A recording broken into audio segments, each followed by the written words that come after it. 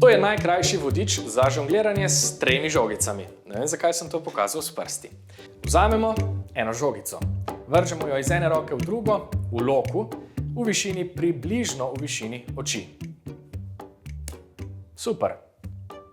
Imamo to. Vzamemo drugo žogico. Drugo žogico vržemo v zrak, takrat, ko je prva žogica na najvišji točki njenega meta. V zrak jo vržemo v loku in ne vodoravno.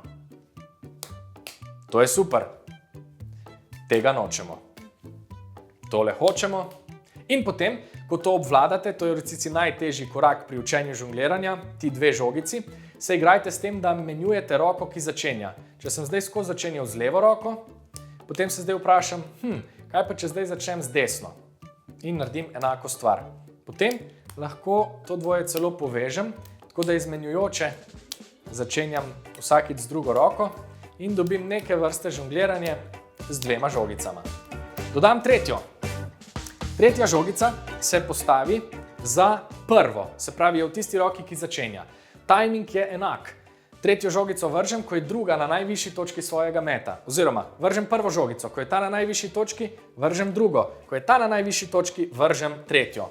To zgleda nekako tako. Yes! In to je to. To je žongliranje s 3 žogicami. Zdaj samo dodajate število metov, recimo rečem si, v redu, zdaj bom poskusil 4-krat žogice vršt in ujet. 4. Potem si rečem, v redu, lahko naredim 5 metov. 1, 2, 3, 4, 5.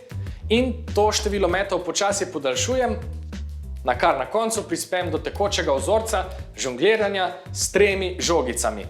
Kaj je tukaj res bistveno? Da veliko vadimo. Če vam je ta vodič prekratek, vam priporočam še enega, daljšega, ki ima veliko več manjših korakov, s pomočjo katerih boste zagotovo takoj postali mojstri žongliranja s 3 žogicami.